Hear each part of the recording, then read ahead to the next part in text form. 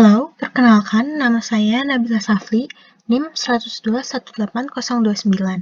Nah, di sini saya akan mempraktekkan tutorial detail dari cara penggunaan Proteus versi 8. Nah, yang pertama, kita harus mengetahui dulu toolbar apa saja yang akan kita sering gunakan beserta kegunaannya. Yang pertama, di bagian kiri sini, paling atas ada yang bernama Selection Mode. Selection Mode ini berguna untuk memindahkan komponen yang dari apa yang kita rangkai. Kemudian di bawahnya ada yang bernama Component Mode. Component Mode ini berguna untuk mencari komponen yang akan kita gunakan. Caranya adalah dengan mengklik tombol P alias Pick from Libraries. Kemudian nanti akan muncul keywords. Di keywords ini kita bisa mencari apa yang kita ingin gunakan. Contohnya ketika kita mau menggunakan resistor, di sini ada dengan keywordnya res, kemudian klik OK, dan kita bisa membuat resistor. Selanjutnya yang akan sering kita gunakan adalah dari terminal mode. Terminal mode ini yang akan sering kita gunakan adalah dari power, seperti ini, dan juga ada ground. Kemudian selanjutnya ada yang bernama generator mode. Generator mode ini berisi sinyal-sinyal, seperti sinyal DC, pulse, dan lain-lain. Kemudian yang akan kita sering gunakan juga adalah tools dari virtual instrument mode. Isinya seperti osiloskop, ada juga sinyal generator, dan lain-lain. Kemudian ada juga text mode. Di sini berguna untuk membuat suatu tulisan sebagai tanda jika kita memerlukannya. Lalu di bagian bawah kiri ada tombol play. Itu untuk menjalankan simulasi yang telah selesai dirangkai. Ada juga tombol pause dan tombol. Oke, pada toolbar bagian atas, di sini ada New Project yang berfungsi sebagai untuk membuka lembar project baru.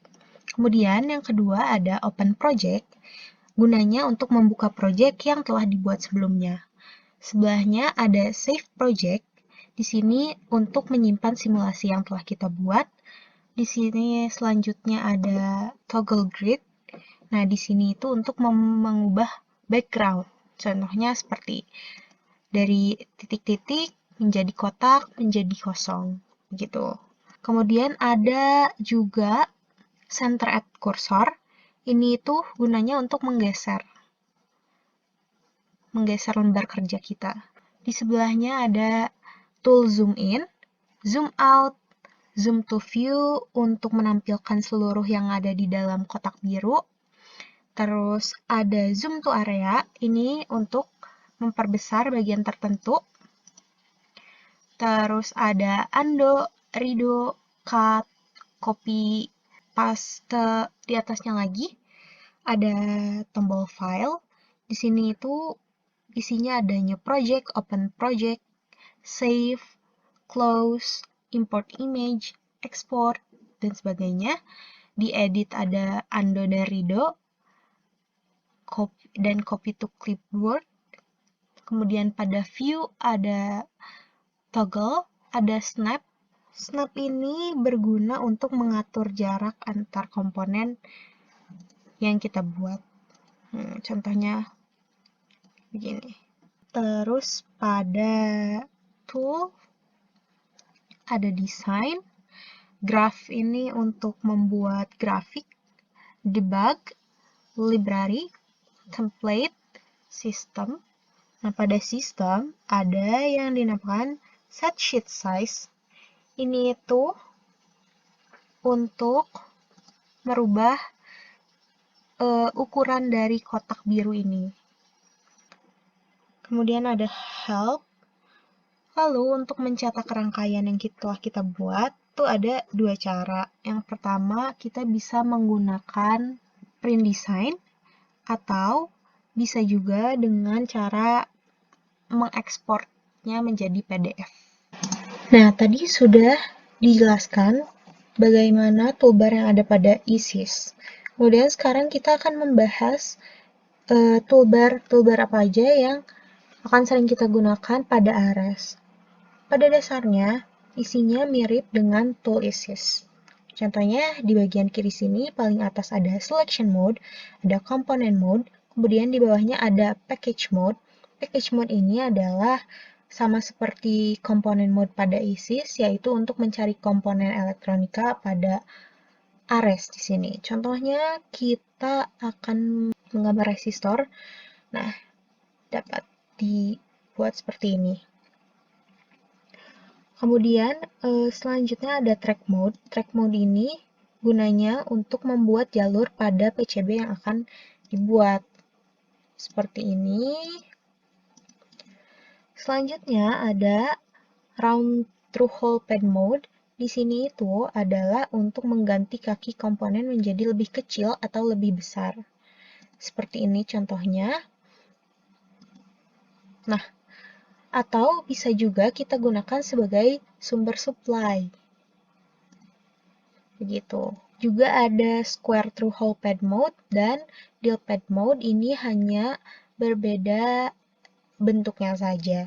Kemudian ada text mode. Text mode juga berguna untuk membuat tulisan sebagai penanda. Lalu ada dimension mode. Nah, dimension mode ini gunanya untuk mengukur panjang atau lebar layout yang kita buat. Contohnya seperti ini. Ada juga yang bernama zone mode. Zone mode ini gunanya untuk membuat zona agar tidak banyak ruang hitam dalam kotak yang terbuang. Seperti ini. Nah, ada dari besar sampai kecil. Untuk melihat hasil layout dalam bentuk fisik, kita lihat ke bagian atas, toolbar bagian atas, ada yang dinamakan 3D Visualizer. Nah, ketika kita klik, nanti kita akan dapat melihat PCB yang sudah kita buat. Setelah selesai, jika kita ingin memprint hasil layout yang telah kita buat, adalah dengan cara sama seperti pada ISIS, bisa di-print atau bisa juga diekspor menjadi PDF. Sekarang saya akan membuktikan teori sumber tegangan ideal yang mengatakan ketika dihubungkan dengan beban, berapapun bebannya, maka tegangan akan bernilai konstan. Dengan sumber sebesar 10 volt, kemudian diberi resistor, lalu dipasang voltmeter karena kita ingin mengetahui tegangannya. Untuk kali ini, saya mencoba nilai resistornya adalah sebesar 1 ohm. Kita jalankan, maka nilai tegangannya adalah 10 volt. Lalu, saya coba juga jika nilai resistornya bernilai 1 juta, maka kita jalankan tegangan yang terukur sama, yaitu bernilai sebesar 10 volt. Maka teori sumber tegangan ideal dapat terbukti. Kemudian, saya akan membuktikan sumber tegangan dengan hambatan dalam. Di sini saya akan menggunakan sumber lagi sebesar 10 volt, lalu diberi resistor.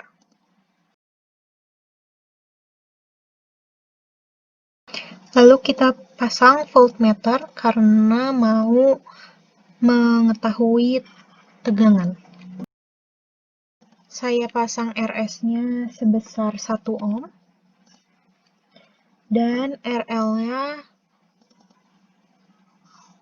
sebesar 1 ohm juga. Kita jalankan, maka nilai tegangan yang keluar adalah sebesar 5 volt. Ini itu sesuai dengan rumus VRL sama dengan RL dibagi RL plus RS dikali Vs. Selanjutnya saya akan membuktikan teori sumber arus dengan cara memasang arus sebesar 10 volt, kemudian memasang resistor. Karena kita ingin mengetahui arus, maka kita juga memerlukan ampermeter. Kita ubah satuan ampernya menjadi mikroampere. Ini kita ubah menjadi 1 juta. Dan R3-nya menjadi 1 juta juga. Kita jalankan. Maka arus yang terukur adalah sebesar 5 mikroampere. Ini itu sesuai dengan rumus sumber arus, yaitu I sama dengan Vs dibagi Rs plus Rl. Sekarang kita akan membuktikan beberapa contoh dari rangkaian. Yang pertama ada rangkaian Thevenin. Nah, yang kita butuhkan adalah baterai sebesar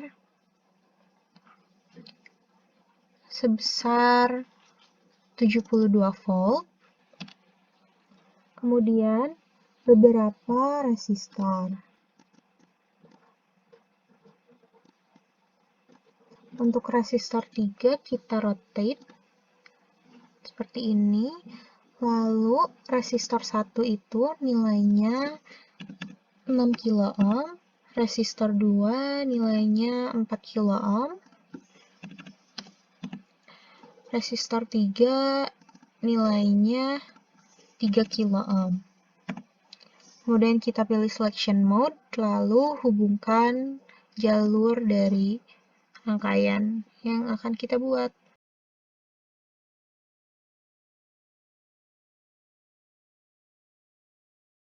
Untuk mengukur tegangan Thevenin, kita membutuhkan instrumen dari voltmeter. Kita pasang, lalu kita hubungkan. Lalu untuk mengetahui tegangan Thevenin ini, kita dapat menekan tombol Run the Simulation pada bagian kiri bawah. Nah, kita dapatkan bahwa tegangan Thevenin ini 24 volt sesuai dengan apa yang telah kita hitung. Ini contoh kedua dari rangkaian Thevenin yang akan kita buktikan. Di sini kita perlu baterai lagi sebesar 72 volt. Kemudian beberapa resistor. Di sini kita butuhkan ada 7 resistor.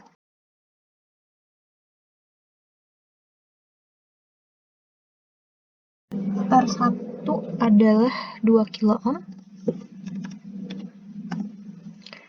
R2 2 kilo ohm. R3 1 kilo ohm. R4 2 kilo ohm. R5 1 kilo ohm.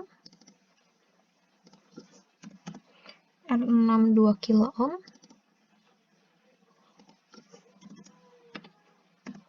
Dan R7-nya R7-nya 500 ohm. Nah, lalu R2 kita rotate, lalu kita sambungkan agar menjadi rangkaian.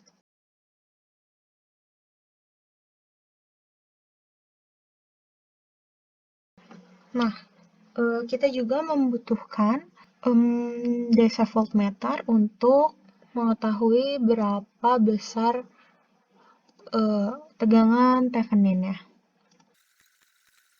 Kalau sudah begini, kita bisa run the simulation. Nah, kita dapatkan bahwa tegangan Thevenin pada rangkaian yang kita buat adalah 9 volt.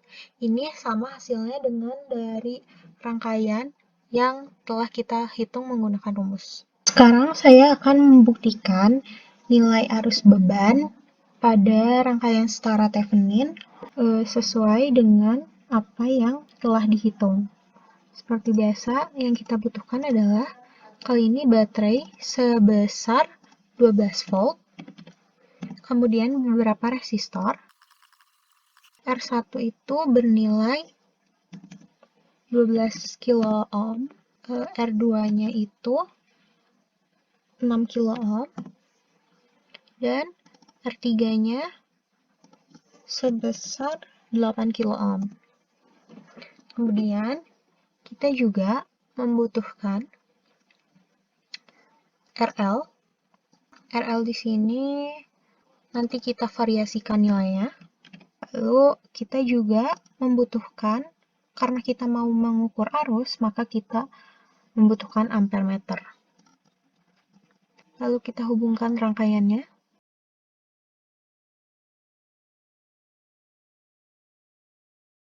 Nah, coba sekarang kita coba jika RL-nya bernilai 2 kilo ohm. Oh iya, kita juga harus merubah satuan si ampere meternya menjadi miliampere. Lalu coba kita run the simulation. Didapat bahwa jika RL-nya sebesar 2 kilo ohm itu arus beban adalah sebesar 0,29, bernilai sama seperti ketika kita menghitung dengan rumus. Lalu kita coba ganti RL-nya menjadi 4 kilo ohm. Run the simulation lagi, maka kita mendapat arus beban sebesar 0,25 miliampere. Ini juga sesuai dengan apa yang telah kita hitung. Lalu kemudian kita coba jika RL-nya bernilai 12 kilo ohm. Nah, run the simulation lagi, maka kita mendapat 0,17 miliampere. Ini juga sesuai dengan hasil yang telah kita hitung sebelumnya. Stop.